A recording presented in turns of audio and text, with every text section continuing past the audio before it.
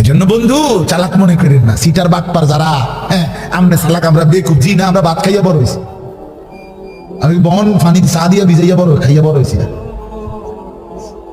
যুবক তোমরা যেন নামাজ পড়ো না, আর সারাদিন নারীর ছবি আর নর্তকীর নাচ গান আর এই ফালতু জিন্দিগি, সমবয়সীদের সাথে আড্ডার মাস্তানি আর এই সদর বদর। তুমি চালাক বেটা, হ্যাঁ আমি বেউকুফ। কেন বেউকুফ হবো আমি? তুমি যা খাইয়া বড় হইছো, আমি তো তা খাইয়াই বড় হইছি।